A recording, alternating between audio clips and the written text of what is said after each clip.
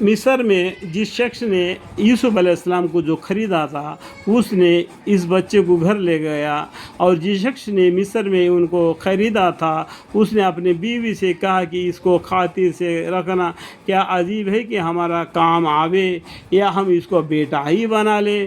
اور ہم نے اس طرح یوسف علیہ السلام کو اس سرزمین کا خوب قوت دی، ایک بڑا گھرانے میں پہنچ گیا۔ دیکھو یوسف علیہ السلام کہاں تھے؟ کنویں میں تھے، وہاں سے نکل گئے، کا بکری ہو گئے، وہاں سے اور جگہ پر بکری ہو گئے، تو مصر میں ایک بڑا رئیس آدمی ان کو خرید لیا، اور ان کو بچے نہیں تھا، تو انہوں نے کیا کہ اس بچے کو اپنا بیٹا سمجھ کر پالو کر کے اپنی بیوی سے کہہ دیا۔ دیکھو اللہ کا قدرت کا کیا ہے، اور تاکہ ہم ان کو خوابوں کے تعبیر دینا بتلا دے۔ تو اس طریقے سے یوسف علیہ السلام کو رہنے کو جگہ دے دیا۔ آئندہ یوسف علیہ السلام کو اللہ تعالیٰ اور بھی علم بھی دے دیا۔ اللہ تعالیٰ اپنے کام پر غالب ہے، لیکن اکثر آدمی نہیں جانتے، اور جب وہ اپنے جوانی کو پہنچے ہم نے ان کو حکمت اور علم عطا فرمائی۔ جب یوسف علیہ السلام جوانی کو پہنچ گئے تو اللہ تعالیٰ نے ان کو علم اور دانش مندی کی باتیں، خوابوں کی تعبیر اور جو علم دینا ہے ان کو دے دیے۔ جسمانی طور پر بھی بہت ہی شاندار تھے، اور علم کی طور پر بھی بہت ہوشیار تھے، اور ہم نیک لوگوں کو اسی طرح بدلا دیا کرتے ہیں۔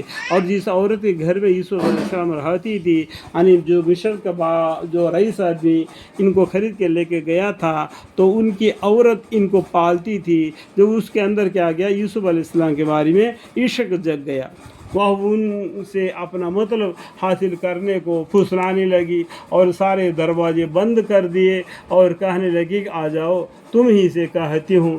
اس طریقے سے غلط کام کی طرف ان کو مائل کر دی۔ یوسف علیہ السلام نے کہا کہ تو بھاری گناہ ہے، اللہ بچائے، دوسری وہ میرا مربی ہے، مجھ کو کسی اچھی طرح رکھا۔ دیکھو کہاں لا کے رکھ دیا، اور کسی اچھی طریقے سے رکھ دیا، جس کا شوہر اور وہ عورت ان کو اس طریقے سے غلط کام کی طرف بلا رہی ہے۔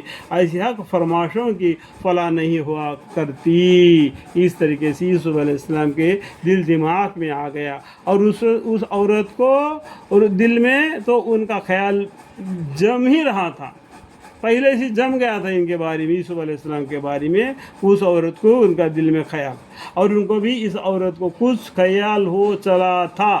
یوسف علیہ السلام کو بھی کچھ خیال ہوا چلا تھا۔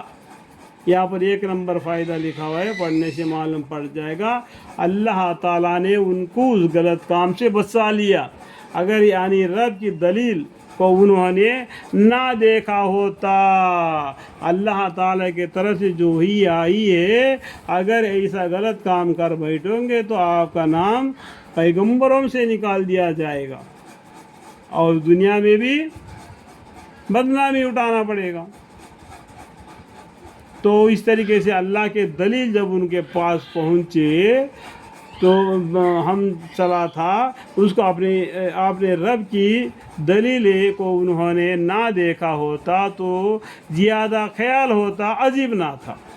اس طرح اللہ تعالیٰ نے ان کو علم دیا تاکہ ہم اس سے صغیرہ اور کبیرہ گناہ کو دور کرے۔ اللہم اغفر لی، کیونکہ وہ ہماری برگزہ بندوں میں سے تھے۔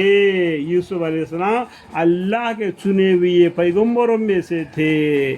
وہاں دونوں آگے پیچھے دروازے کی طرف دوڑے، اور اس عورت نے ان کا کرتا پیچھے سے پھاڑ ڈالا، اور دونوں نے جانے وہ پہلے 7 دروازے پار کر کے لاسٹ دروازے پر آئے، تب اس کی عورت اس یوسف علیہ السلام کے پاس پہنچی اور جلدی سے اس کا قمیض پکڑ لی، تو یوسف علیہ السلام آگے بڑھے تو کرتنی پھٹ گیا پیچھے سے۔ سمجھ میں آیا بات؟ وہ اس عورت کے شوہر کو دروازے کے پاس پایا، دروازے کے پاس اس عورت کے شوہر کو پایا۔